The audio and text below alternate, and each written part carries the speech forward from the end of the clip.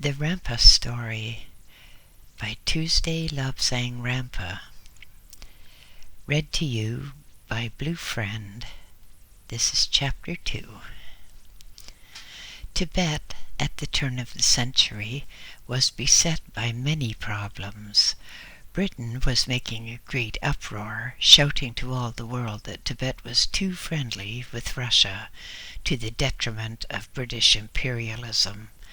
The Tsar of all the Russias was shrieking in the vast halls of his palace in Moscow, complaining vociferously that Tibet was becoming too friendly with Britain. The royal court of China resounded with fevered accusations that Tibet was being too friendly with Britain and with Russia, and was most certainly not friendly enough with China. Lhasa swarmed with spies of various nations, poorly disguised as mendicant monks, or pilgrims, or missionaries, or anything which seemed to offer a plausible excuse for being in Tibet at all. Sundry gentlemen of assorted races met deviously under the dubious cover of darkness to see how they could profit by the troubled international situation. The great 13th, the 13th Dalai Lama incarnation, and a great statesman in his own right, kept his temper and the peace, and steered Tibet clear of embroilment. Polite messages of undying friendship and insincere offers of protection crossed the sacred Himalayas from the heads of the leading nations of the world. Into such an atmosphere of trouble and unrest I was born. As Grandmother Rampa so truly said, I was born to trouble, and have been in trouble ever since, and hardly any of it is my own making. The seers and soothsayers were loud in their praise of the boy's inborn gifts of clairvoyance and telepathy. An exalted ego, said one.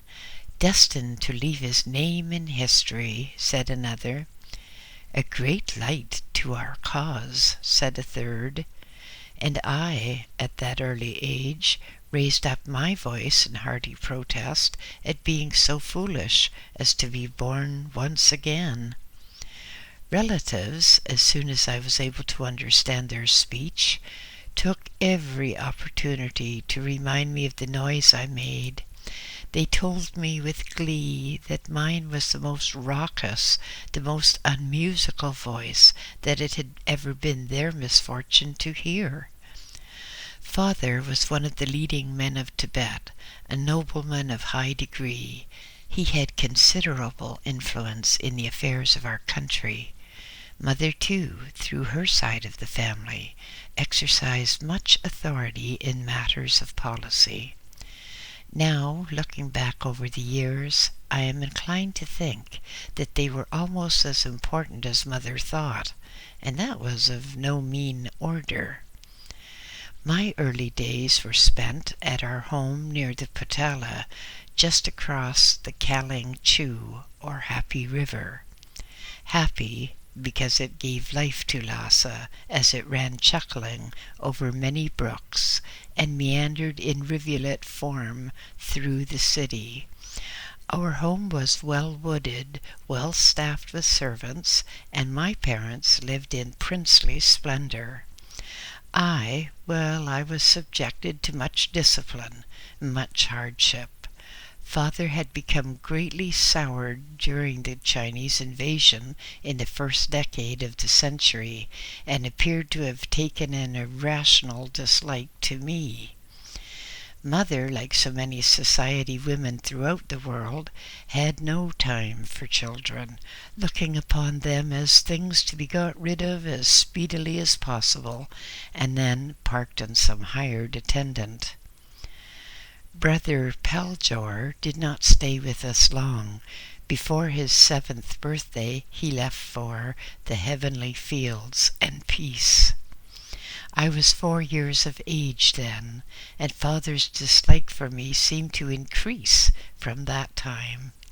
Sister Yasodhara was 6 at the time of the passing of our brother, and we both bemoaned, not the loss of our brother, but the increasing discipline which started at his passing.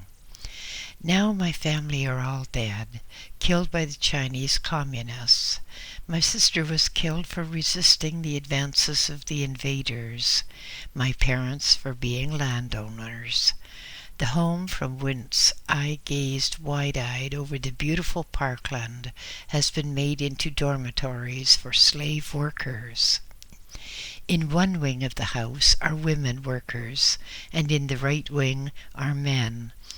All are married, and if husband and wife behave and do their quota of work, they can see each other once a week for half an hour, after which they are medically examined. But in the far-off days of my childhood, these things were in the future, something which was known would happen, but which, like death at the end of one's life, did not obtrude too much. The astrologers had indeed foretold these happenings, but we went about our daily life blissfully oblivious of the future. Just before I was 7 years of age, at the age when my brother left this life, there was a huge ceremonial party at which the state astrologers consulted their charts and determined what my future was going to be. Everyone who was anything was there. Many came uninvited by bribing servants to let them in. The crush was so thick that there was hardly room to move in our ample grounds. The priest fumbled and bumbled as priests will, and put on an impressive show before announcing the outstanding points of my career. In fairness, I must state that they were absolutely right in everything unfortunate which they said. Then they told my parents that I must enter the Jakpuri Lamasery to be trained as a medical monk. My gloom was quite intense, because I had a feeling that it would lead to trouble. No one listened to me, though, and I was shortly undergoing the ordeal of sitting outside the Lamasery gate for 3 days and nights just to see if I had the endurance necessary to become a medical monk. That I passed the test was more a tribute to my fear of father than of my physical stamina. Entry to the Jakpuri was the easiest stage. Our days were long. It was hard indeed to have a day which started at midnight and which required us to attend services at intervals throughout the night as well as throughout the day.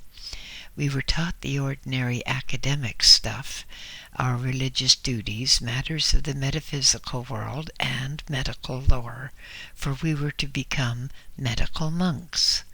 Our Eastern cures were such that the Western medical thought still cannot understand them. Yet, Western pharmaceutical firms are trying hard to synthesize the potent ingredients which are in the herbs we used. When I was 8 years of age, I had an operation which opened my third eye, that special organ of clairvoyance, which is moribund in most people because they deny its existence. With this eye seeing, I was able to distinguish the human aura, and so divine the intention of those around me. It was, and is, most entertaining to listen to the empty words of those who pretended friendship for self-gain, yet truly had black murder in their hearts. The aura can tell the whole medical history of a person. By determining what is missing from the aura and replacing the deficiencies by special radiations, people can be cured of illness. Because I had stronger than usual powers of clairvoyance, I was very frequently called upon by the Inmost One, the great 13th incarnation of the Dalai Lama, to look at the aura of those who visited him in friendship. My beloved guide, the Lama Mingyar Dondup, a very capable clairvoyant, trained me well. He also taught me the greatest secrets of astral traveling, which now to me is easier than walking. Almost anyone, no matter what they call their religion, believes in the existence of a soul or other body. Actually, there are several bodies or sheaths, but the exact number does not concern us here. We believe, rather we know, that it is possible to lay aside the ordinary physical body, the one that supports our clothes, and travel anywhere, even beyond the earth, in the astral form. Everyone does astral traveling, even the ones who think it's all nonsense. It is as natural as breathing. Most people do it when they are asleep, and so, unless they are trained, they know nothing about it. How many people in the morning exclaim, "Oh, I had such a wonderful dream last night. I seemed to be with so-and-so. We were very happy together, and she said she was writing. Of course, it's all very vague now." And then usually, in a very few days, a letter does arrive. The explanation is that one of the persons traveled astrally to the other, and because they were not trained, it became a dream. Almost anyone can astral travel. How many authenticated cases there are of dying persons visiting a loved one in a dream in order to say goodbye. Again, it is astral traveling. The dying person, with the bonds of the world loosened, easily visits a friend in passing. The trained person can lie down and relax and then ease off the ties that chain the ego or companion body or soul, call it what you will. It is the same thing. Then, when the only connection between is the silver cord, the second body can drift off like a captive balloon at the end of its line. Wherever you can think of, there you can go, fully conscious, fully alert, when you are trained. The dream state is when a person astral travels without knowing it and brings back a confused, jumbled impression. Unless one is trained, there are a multitude of impressions constantly being received by the silver cord, which confuses the dreamer more and more. In the astral, you can go anywhere, even beyond the confines of the earth, for the astral body does not breathe, nor does it eat. All its wants are supplied by the silver cord, which, during life, constantly connects it to the physical body. The silver cord is mentioned in the Christian Bible. Quote, "Lest the silver cord be severed and the golden bowl be shattered." Unquote. The golden bowl is the halo or nimbus around the head of a spiritually evolved person. Those not spiritually evolved have a halo of a very different color. Artists of old painted a golden halo around the pictures of saints because the artist actually saw the halo. Otherwise, he would not have painted it. The halo is merely a very small part of the human aura, but is more easily seen because it is usually much brighter. If scientists would investigate astral travel and auras instead of meddling with fizzly rockets, which so often fail to go into orbit, they would have the complete key to space travel. By astral projection, they could visit another world and so determine the type of ship needed to make the journey in the physical. For astral travel has one great drawback. One cannot take any material object, nor can one return with any material object. One can only bring back knowledge. So, the scientists will need a ship in order to bring back live specimens and photographs with which to convince an incredulous world. For people cannot believe a thing exists unless they can tear it to pieces in order to prove that it might be possible after all. I am particularly reminded of a journey into space which I took. This is absolutely true, and those who are evolved will know it as such. It does not matter about the others. They will learn when they reach a greater stage of spiritual maturity. This is an experience which happened some years ago when I was in Tibet studying at the Shakpuri Lamasery. Although it happened many years ago, the memory of it is as fresh in my mind as if it happened but yesterday. My guide, the Lama Mingyar Dondap, and a fellow Lama, actually a close friend of mine named Jigme, and I were up on the roof of the Shakpuri on Iron Mountain in Lhasa, Tibet. It was a cold night indeed, some 40 degrees below zero. As we stood upon the exposed roof, the shrieking wind pressed our robes tightly against our shivering bodies. At the side of us, away from the wind, our robes streamed out like prayer flags, leaving us chilled to the marrow, threatening to pull us over the precipitous mountain. As we looked about us, leaning heavily against the wind to maintain our balance, we saw the dim lights of Lhasa city in the distance, while off to our right the lights of the Patala added to the mystical air of the scene. All the windows seemed to be adorned with gleaming butter lamps, which, even though protected by the mighty walls, wavered and danced at the bidding of the wind. In the faint starlight, the golden roofs of the Patala were reflecting and glinting as if the moon itself had descended and played among the pinnacles and tombs atop the glorious building. But we shivered in the bitter cold and wished that we were warm in the incense-laden air of the temple beneath us. We were on the roof for a special purpose, as the Lama Mingyar Dondap enigmatically put it.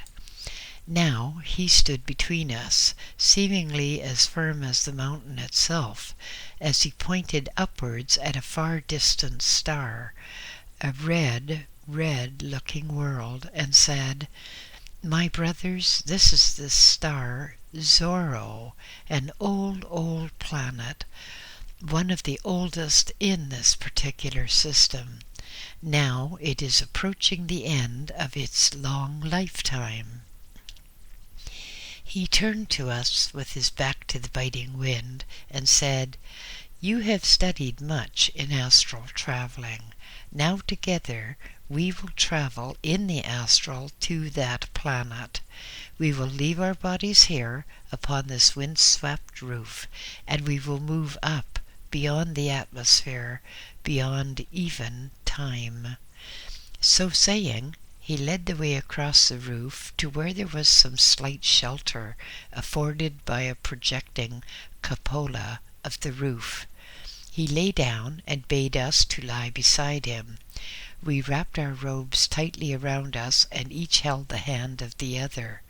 Above us was the deep purple vault of the heavens, speckled with faint pinpricks of light, colored light because all planets have different lights when seen in the clear night air of Tibet. Around us was the shrieking wind, but our training had always been severe, and we thought nothing of remaining on that roof. We knew that this was not to be an ordinary journey into the astral, for we did not often leave our bodies thus exposed to inclement weather. When a body is uncomfortable, the ego can travel further and faster and remember in greater detail. Only for small trans-world journeys does one relax and make the body comfortable. My guide said, Now let us clasp our hands together and let us project ourselves together beyond this earth. Keep with me, and we will journey far and have unusual experiences this night." We lay back and breathed in the accepted pattern for astral traveling release. I was conscious of the wind screaming through the cords of the prayer flags which fluttered madly above us. Then, all of a sudden, there was a jerk, and I felt no more the biting fingers of the chill wind. I found myself floating as if in a different time above my body, and all was peaceful. The Lama Mingyar Dondup was already standing erect in his astral form, and then as I looked down, I saw my friend Jigme also leaving his body. He and I stood and made a link to join us to our guide, the Lama Mingyar Dondup. This link, called ectoplasm, is manufactured from the astral body by thought. It is the material from which the mediums produce spirit manifestations. The bond completed, we soared upwards, up into the night sky. I, ever inquisitive, looked down. Beneath us, streaming beneath us, were our silver cords, those endless cords which join the physical and the astral bodies during life. We flew on and on, upwards. The earth receded. We could see the corona of the sun peering across the far ridge of the earth in what must have been the Western world. The Western world into which we had so extensively traveled in the astral. Higher we went, and then we could see the outlines of the oceans and continents in the sunlit part of the world. From our height, the world now looked like a crescent moon, but with the aurora borealis, or northern lights, flashing across the poles. We moved on and on, faster and faster, until we outstripped the speed of light, for we were disembodied spirits, soaring ever onwards, approaching almost the speed of thought. As I looked ahead of me, I saw a planet, huge and menacing and red, straight in front of me. We were falling towards it at a speed impossible to calculate. Although I had much experience of astral traveling, I felt pangs of alarm. The astral form of the Lama Mingyar Dondup chuckled telepathically and said, "Oh, Lobsang, if we were to hit that planet, it wouldn't hurt us or them. We should go straight through it. There would be no bar." At last we found ourselves floating above a red, desolate world. Red rocks, red sand, in a tideless red sea. As we sank towards the surface of this world, we saw strange creatures like huge crabs moving lethargically along the water's edge. We stood upon that red rock shore and looked upon the water, tideless, deadless, with red scum upon it, stinking scum. As we watched, the turbid surface rippled unwillingly and rippled again, and a strange, unearthly creature emerged, a creature also red, heavily armored, and with remarkable joints. It groaned as if tired and dispirited, and reaching the red sand, it flopped down by the side of the tideless sea. Above our heads a red sun glowed dully, casting fearful blood-red shadows, harsh and garish. About us there was no movement, no sign of life, other than the strange shelled creatures which lay half dead on the ground. Even though I was in the astral body, I shivered in apprehension as I gazed about me. A red sea, upon which floated red scum, red rocks, red dying embers of a fire which was about to flicker into nothingness. The Lama Mingyar Dandap said, "This is a dying world. There is no longer rotation here. This world floats derelict in the sea of space, a satellite to a dying sun, which is soon to collapse, and thus to become a dwarf star without life, without light, a dwarf star which eventually will collide with another star, and from those another world will be born. I have brought you here because yet in this world there is life of a high order, a life which is here for research and investigation of phenomena of this sort. Look about you." He turned and pointed with his right hand to the far distance, and we saw 3 immense towers reaching up into the red sky, and on the very top of those towers 3 gleaming crystal balls glowed and pulsated with clear yellow light, as if they were alive. As we stood there wondering, one of the lights changed. One of the spheres turned a very vivid electric blue. The Lama Mingyar Dandap said, "Come, they are bidding us welcome. Let us descend into the ground to where they are living in an underground chamber." Together we moved toward the base of that tower, and then, as we stood beneath the framework, we saw there was an entrance heavily secured with some strange metal which glimmered and stood out like a scar upon that red and barren land. We moved through it, for metal or rocks or anything is no bar to those in the astral. We moved through and traversed long red corridors of dead rock until at last we stood in a very large hall, a hall surrounded by charts and maps and strange machines and instruments. In the center there was a long table at which sat 9 very aged men, all unlike each other. One was tall and thin, and one with a pointed head, a conical head, yet another was short and very solid-looking. Each of these men was different. It was clear to us that each man was of a different planet, of a different race. Human? Well, perhaps humanoid would be a better word with which to describe them. They were all human, but some were more human than others. We became aware that all 9 were looking fixedly in our direction. "Ah," said one telepathically, "we have visitors from afar. We saw you land upon this, our research station, and we bid you welcome." "Respected fathers," said the Lama Mingyar Dandap, "I have brought to you 2 who have just entered upon the state of Lamahood, and who are earnest students in search of knowledge." "They are indeed welcome," said the tall man, who was apparently the leader of the group. "We will do anything to help, as we have helped you with others previously."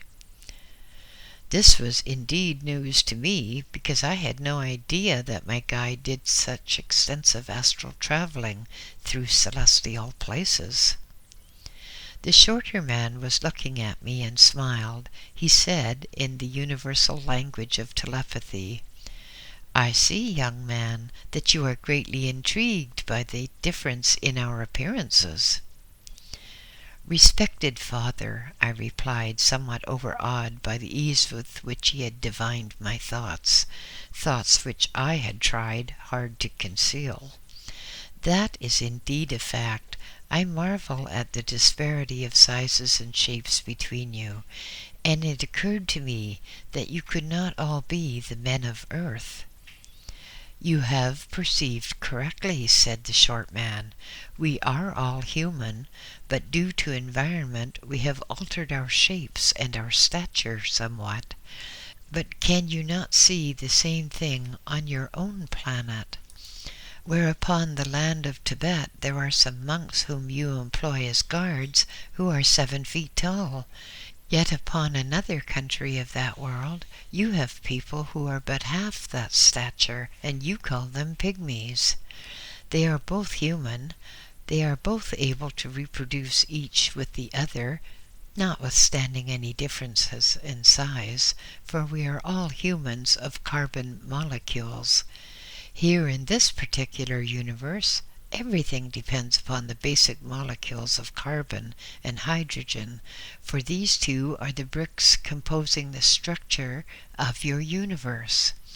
We who have traveled in other universes far beyond this particular branch of our nebulae know that other universes use different bricks.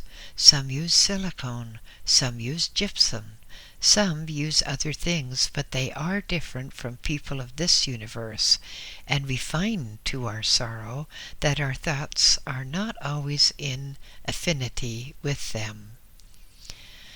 The Lama Mingyar Dondap said, I have brought these two young lamas here so that they can see the stages of death and decay in a planet which has exhausted its atmosphere, and in which the oxygen of that atmosphere has combined with metals to burn them and to reduce everything to an impalpable dust.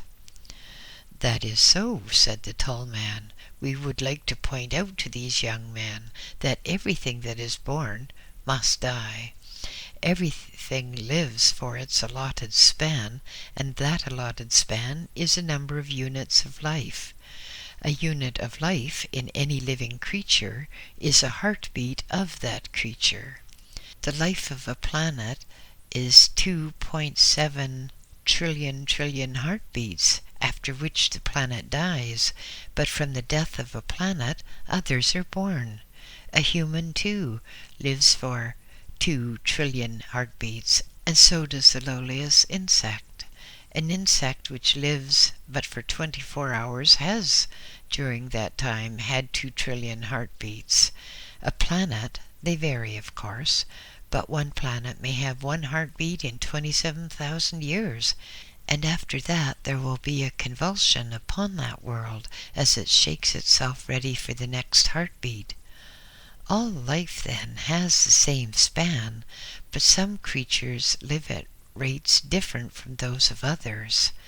Creatures upon earth, the elephant, the tortoise, the ant, and the dog, they all live for the same number of heartbeats, but all have hearts beating at different speeds, and thus they may appear to live longer or to live less. Jigme and I found this extremely enthralling, and it explains so much to us that we had perceived upon our native land of Tibet. We had heard in the Patala about the tortoise, which lives for so many years, and about the insect, which lived for but a summer's evening. Now we could see their perceptions must have been speeded up to keep pace with their speeding hearts. The short man, who seemed to look upon us with considerable approval, said, Yes, not only that, but many animals represent different functions of the body. The cow, for instance, as anyone can see, is merely a walking mammary gland. The giraffe is a neck. A dog, well, anyone knows what a dog is always thinking of, sniffing the wind for news as his sight is so poor, and so a dog can be regarded as a nose. Other animals have similar affinities to different parts of one's anatomy. The anteater of South America could be looked upon as a tongue. For some time we talked telepathically, learning many strange things, learning with the speed of thought as one does in the astral. Then at last the Lama Mingyar Dondap stood up and said it was time to leave. Beneath us, as we returned, the golden roofs of the Patala gleamed in the frosty sunlight. Our bodies were stiff, heavy, and difficult to work with their half-frozen joints. And so, we thought as we stumbled to our feet, another experience, another journey has ended. What next? A science at which we Tibetans excelled was healing by herbs. Always, until now, Tibet has been shut off from foreigners, and our fauna and flora have never been explored by the foreigners. On the high plateaus grow strange plants. Curare and the recently discovered mescaline, for instance, were known in Tibet centuries ago. We could cure many of the afflictions of the Western world, but first the people of the Western world would have to have a little more faith. But most of the Westerners are mad anyway, so why bother? Every year, parties of us, those who had done best at their studies, went on herb-gathering expeditions. Plants and pollens, roots and seeds were carefully gathered, treated, and stored in yak hide sacks. I loved the work and studied well. Now I find that the herbs I knew so well cannot be obtained here.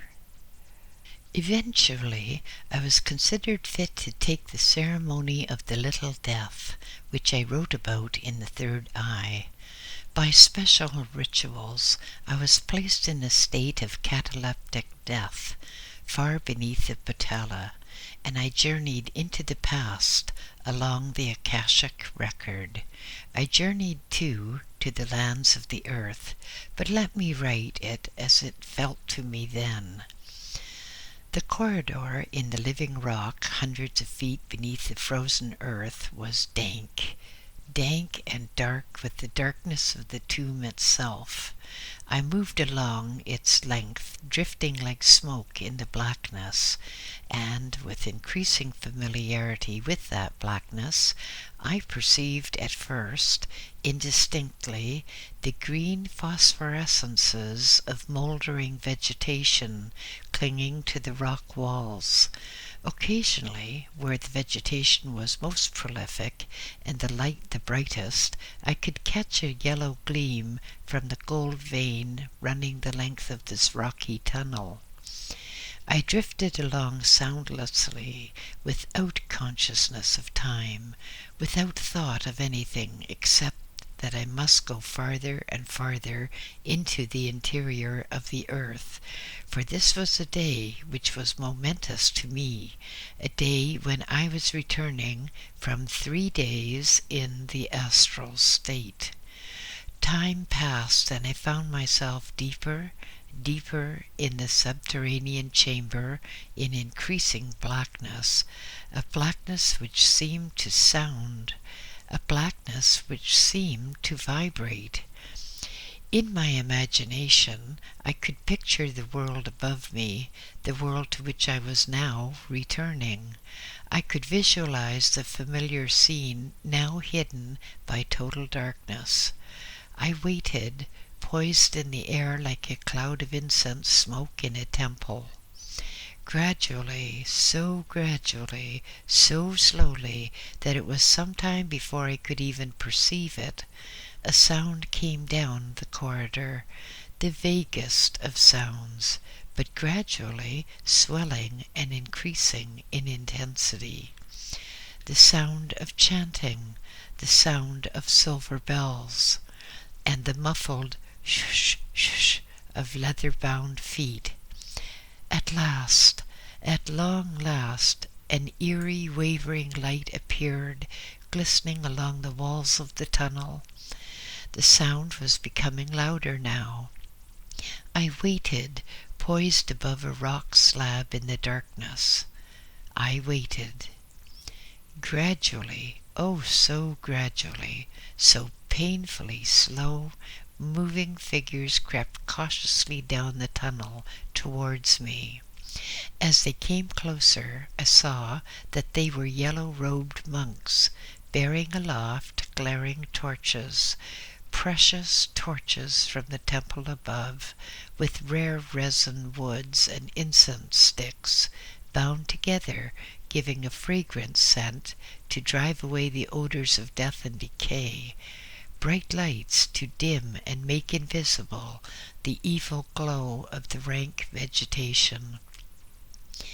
Slowly the priests entered the underground chamber. Two moved to each of the walls near the entrance and fumbled on the rocky ledges. Then, one after the other, flickering butter lamps sprang into life.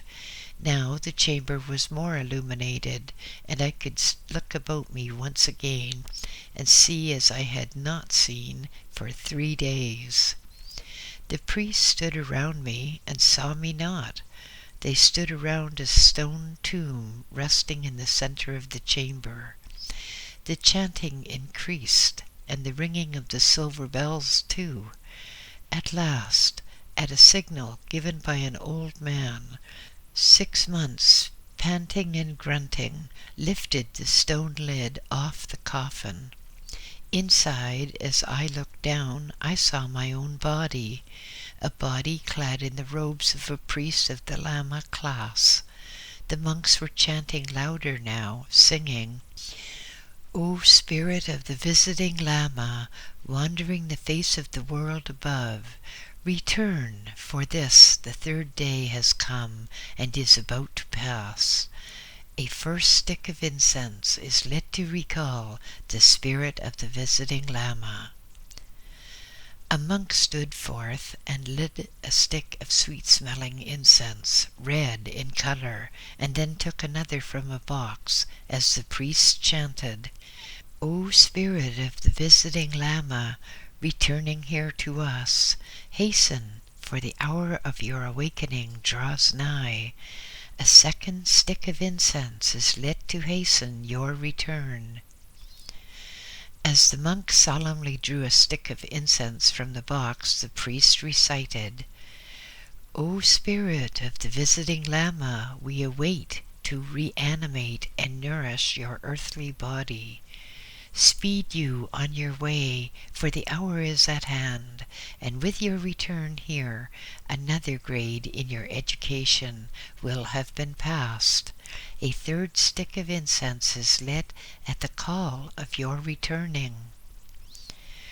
As the smoke swirled lazily upwards, engulfing my astral form, I shivered in dread. It was as if invisible hands were drawing me, as if hands were drawing on my silver cord, drawing me down, reeling me in, forcing me into that cold, lifeless body. I felt the coldness of death. I felt shivering in my limbs. I felt my astral sight grow dim, and then great gasps racked my body, which trembled uncontrollably. High priests bent down into the stone tomb, lifted my head and my shoulders, and forced something bitter between my tightly clenched jaws. Ah, I thought, back in the confining body again, back in the confining body. It seemed as if fire was coursing through my veins, veins which had been dormant for 3 days.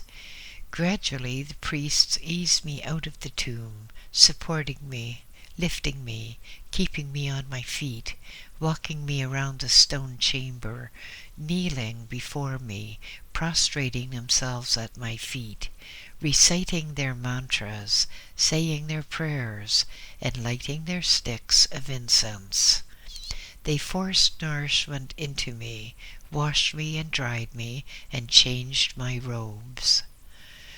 With consciousness returning into the body, for some strange reason my thoughts wandered back to the time 3 days before, when a similar occurrence had taken place. Then I had been laid down in this self-same stone coffin. One by one the lamas had looked at me. Then they had put the lid upon the stone coffin and extinguished the sticks of incense. Solemnly they had departed up the stone corridor, bearing their lights with them, while I lay quite a little frightened in that stone tomb, frightened in spite of all my training, frightened in spite of knowing what was to happen. I had been long in the darkness, in the silence of death. Silence? No, for my perceptions had been trained and were so acute that I could hear their breathing, sounds of life diminishing as they went away. I could hear the shuffling of their feet growing fainter and fainter, and then darkness, silence, stillness, and nothingness. Death itself could not be worse than this, I thought. Time crawled endlessly by as I lay there becoming colder and colder. All of a sudden the world exploded as if in a golden flame, and I left the confines of the body. I left the blackness of the stone tomb and the underground chamber. I forced my way through the earth, the ice-bound earth, and into the cold, pure air, and away far above the towering Himalayas, far out over the land and oceans, far away to the ends of the earth with the speed of thought.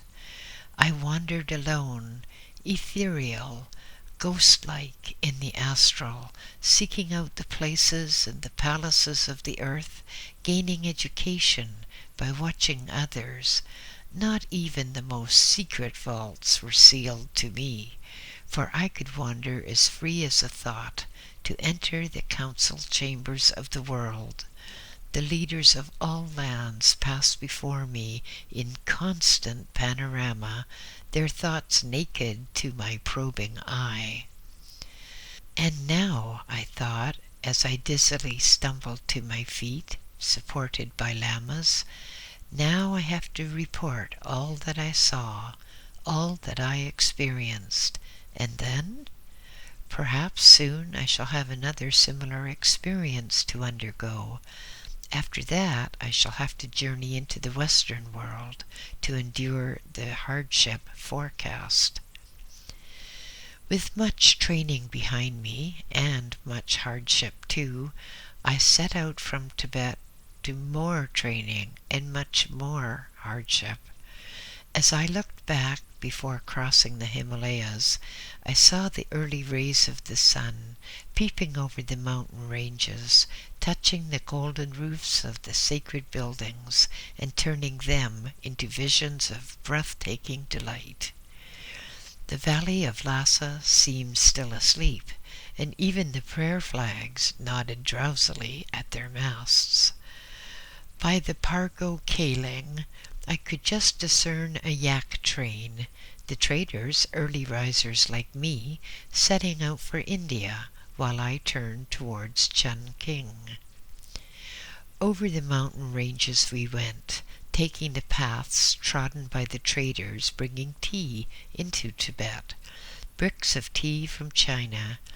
Tea with sampa was one of the staple foods eaten by Tibetans. 1927 it was when we left Lhasa and made our way to Chotang, a little town on the river Brahmaputra. On we went to Kanting, down into the lowlands, through lush forests, through valleys steaming with dank vegetation. On we went, suffering with our breathing, because we, all of us, were used to breathing air only at 15,000 feet or higher. The lowlands, with their heavy atmosphere pressing upon us, depressed our spirits, compressing our lungs, making us feel that we were drowning in air. On we went, day after day, until after 1,000 miles or more, we reached the outskirts of the Chinese city of Chungking. Encamped for the night, our last night together, for on the morrow my companions would set off on the return journey to our beloved Lhasa. Encamped together, we talked mournfully. It distressed me considerably that my comrades, my retainers, were already treating me as a person dead to the world, as a person condemned to live in the lowland cities. And so, on the morrow, I went to the University of Chungking. a university where almost all of the professors, almost all of the staff worked hard to ensure the success of the students, to help in any way possible, and only the very minute minority were difficult or uncooperative or suffered from xenophobia. In Chongqing, I studied to be a surgeon and a physician. I studied also to be an air pilot, for my life was mapped out, foretold in minutest detail, and I knew, as proved to be the case, that later I would do much in the air and in medicine.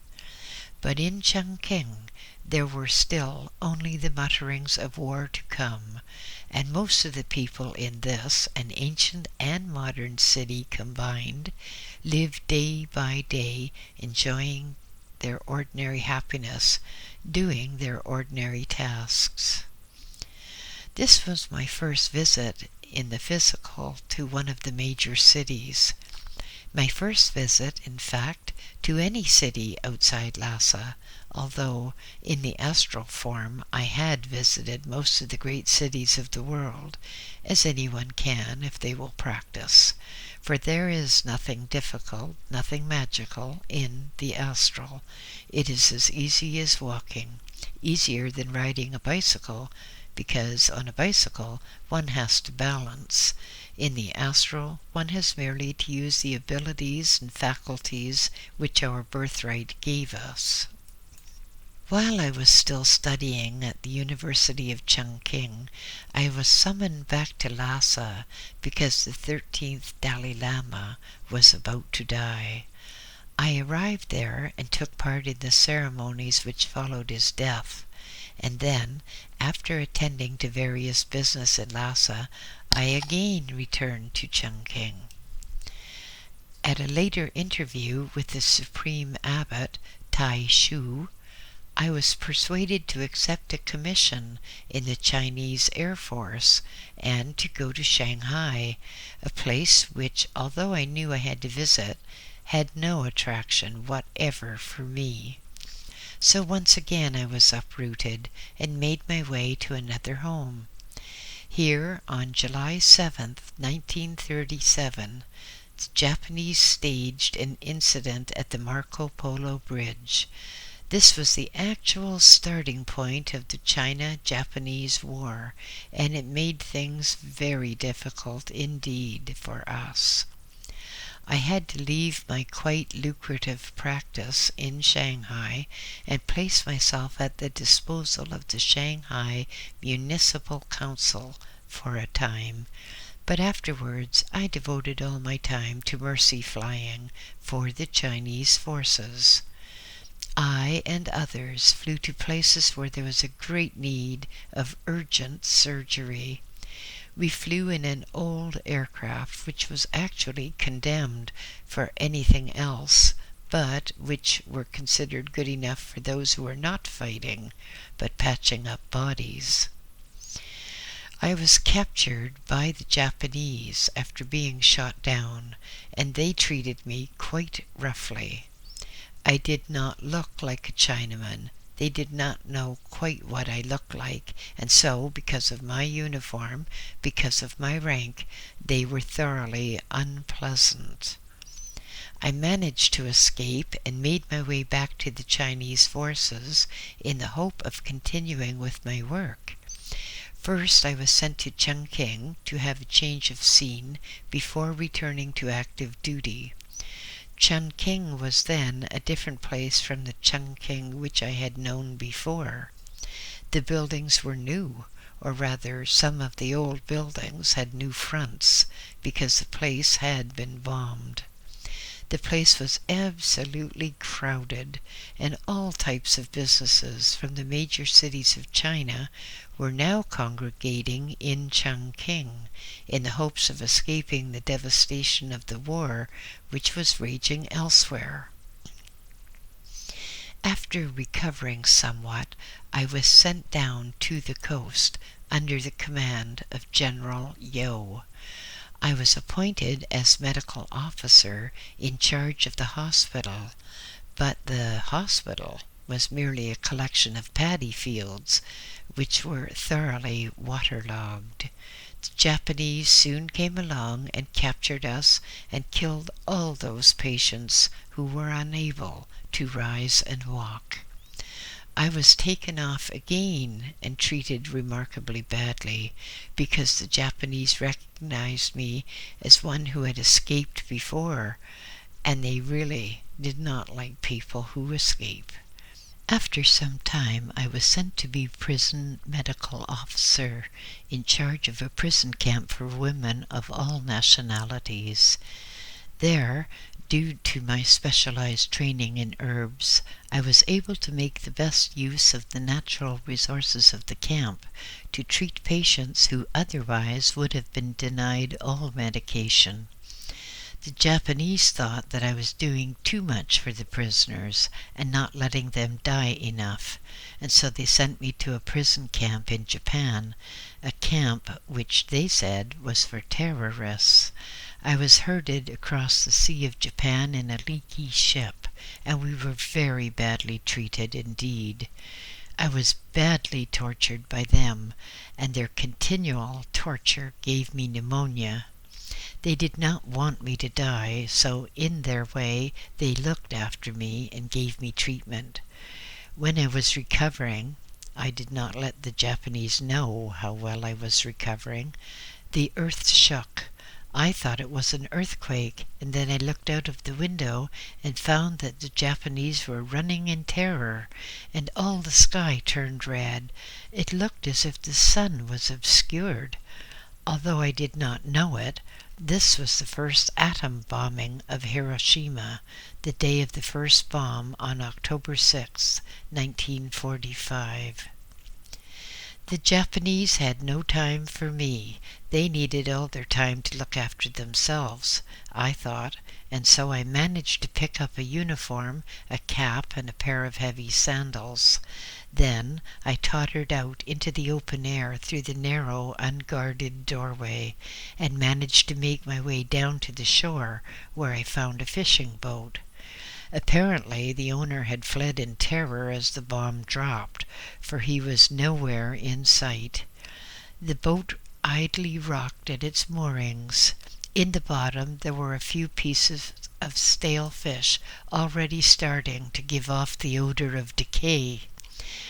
There was a discarded can nearby which had stale water in it, drinkable but only just. I managed to hack away the flimsy rope holding the boat to the shore and cast off. The wind filled out the ragged sail when I managed to hoist it hours later, and the boat headed out into the unknown.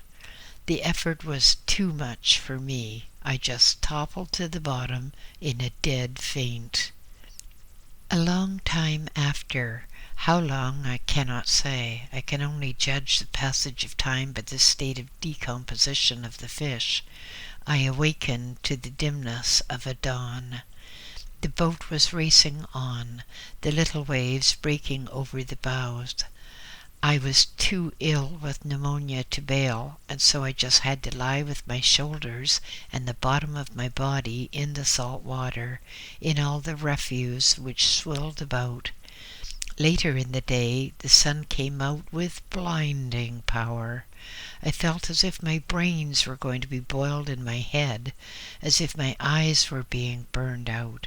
I felt as if my tongue was growing to the size of my arm, dry, aching. My lips and my cheeks were cracked. The pain was too much for me. I felt that my lungs were bursting again, and I knew that once more pneumonia had attacked both lungs. The light of the day faded from me, and I sank back into the bilge water, unconscious. Time had no meaning.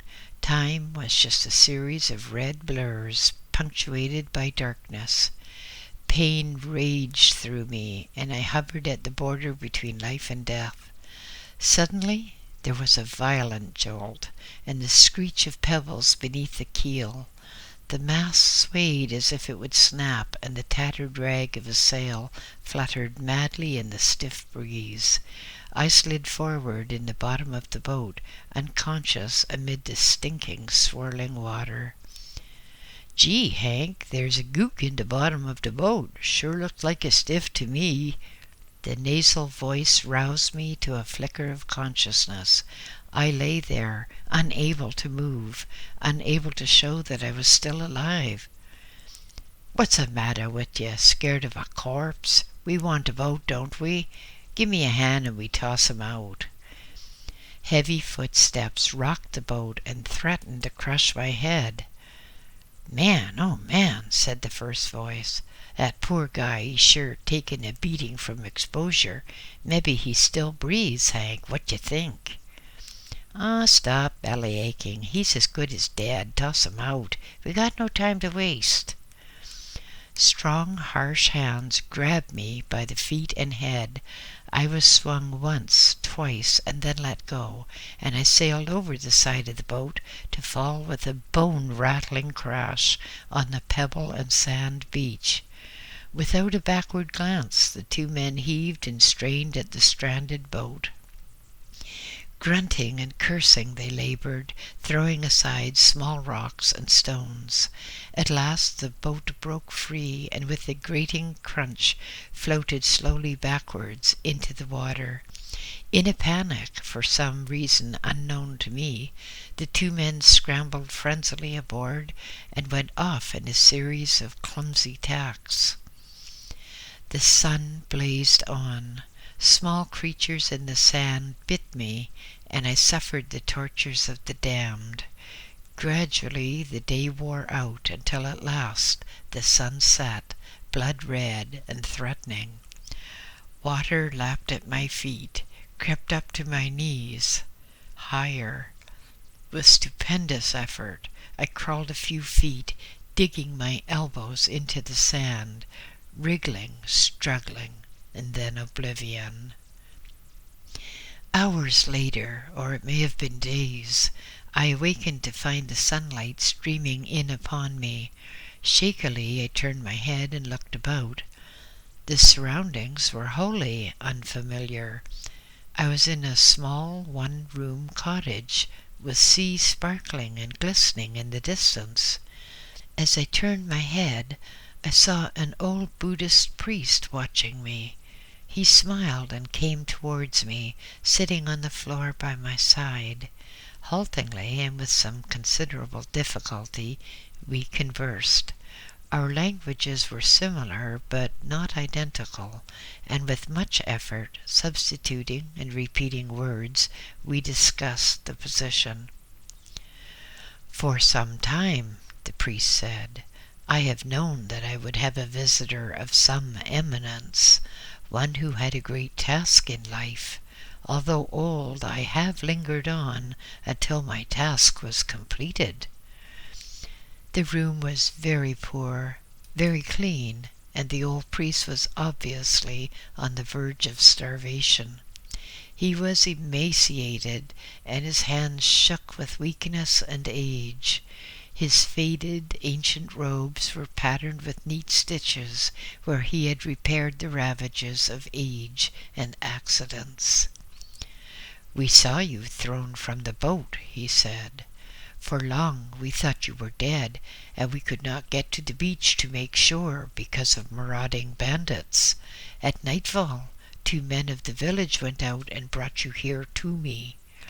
But that was 5 days ago. You have been very ill indeed. We know that you will live to journey afar, and life will be hard." Hard? Why did everyone tell me so often that life would be hard? Did they think I liked it? Definitely it was hard, always had been, and I hated hardship as much as anyone. "This is Najin," the priest continued. "We are on the outskirts. As soon as you are able, you will have to leave, for my own death is near." For 2 days I moved carefully around, trying to regain my strength, trying to pick up the threads of life again. I was weak, starved, and almost beyond caring whether I lived or died. A few old friends of the priest came to see me and suggested what I should do and how I should travel. On the third morning, as I awakened, I saw the old priest lying stiff and cold beside me. During the darkness, he had relinquished his hold upon life and had departed. With the help of an old friend of his, we dug a grave and buried him. I wrapped what little food was left in a cloth, and with a stout stick to help me, I departed. A mile or so, and I was exhausted. My legs shook and my head seemed to spin, making my vision blurry. For a time I lay on the side of the coast road, keeping out of sight of passers-by, for I had been warned that this was a dangerous district indeed for strangers. Here, I was told, a man could lose his life if his expression did not please the armed thugs who roamed at large, terrorizing the district. Eventually, I resumed my journey and made my way to Unji. My informants had given me very clear instructions on how to cross the border into Russian territory. My condition was bad. Frequent rests were necessary, and on one occasion I was sitting by the side of the road, idly watching the heavy traffic. My eyes wandered from group to group until I was attracted to 5 Russian soldiers, heavily armed and with 3 huge mastiffs. For some reason, at the same time, one of the soldiers chanced to look at me. With a word to his companions, he unleashed the 3 dogs, which came towards me in a blue of speed, their snarling fangs slavering with fierce excitement. The soldiers started towards me, fingering their submachine guns. As the dogs came, I sent friendly thoughts to them. Animals had no fear or dislike of me. Suddenly they were upon me, tails wagging, licking and slobbering over me, and nearly killing me with friendship, for I was very weak. A sharp command, and the dogs cowered at the feet of the soldiers, now standing over me. "Ah," said the corporal in charge, "you must be a good Russian and a native here. Otherwise the dogs would have torn you to pieces. They are trained for just that. Watch a while and you'll see." They walked away, dragging the reluctant dogs, who wanted to stay with me. A few minutes later, the dogs leaped urgently to their feet and dashed off to the undergrowth at the side of the road. There were horrible screams, suddenly choked off by frothy bubbling, a rustling behind me, and as I turned, a bloody hand, bitten off at the wrist, was dropped at my feet, while the dog stood there wagging his tail. "Comrade," said the corporal, strolling over, "you must be loyal indeed for Serge to do that. We are going to our base at Kraskino. You are on the move. Do you want to ride that far with 5 dead bodies?" "Yes, Comrade Corporal, I should be much obliged," I replied.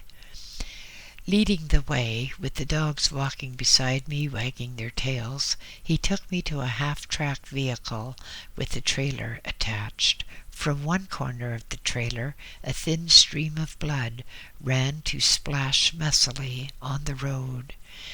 Casually glancing in at the bodies piled there, he looked more intently at the feeble struggle of a dying man. Pulling out his revolver, he shot him in the head, then reholstered his gun and walked off to the half-track without a backward glance. I was given a seat on the back of the half-track. The soldiers were in a good mood, boasting that no foreigner ever crossed their border when they were on duty, telling me that their platoon held the Red Star Award for competency. I told them that I was making my way to Vladivostok to see the great city for the first time, and hoping I would have no difficulty with the language. Ah, guffawed the corporal, we have a supply truck going there tomorrow, taking these dogs for a rest, because with too much human blood they get too savage, so that even we can't handle them. You have a way with them. Look after them for us, and we will take you to Vladi tomorrow. You understand us. You will be understood everywhere in this district. This is not Moscow. So I, a confirmed hater of communism, spent that night as a guest of the soldiers of the Russian Frontier Patrol. Wine, women, and song were offered me, but I pleaded age and ill health.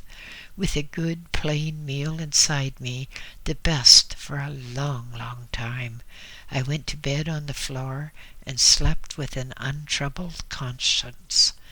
In the morning we set out for Vladivostok, the corporal, one other rank, 3 dogs, and me. And so, through the friendship of fierce animals, I got to Vladivostok without trouble, without walking, and with good food inside me. End of chapter 2.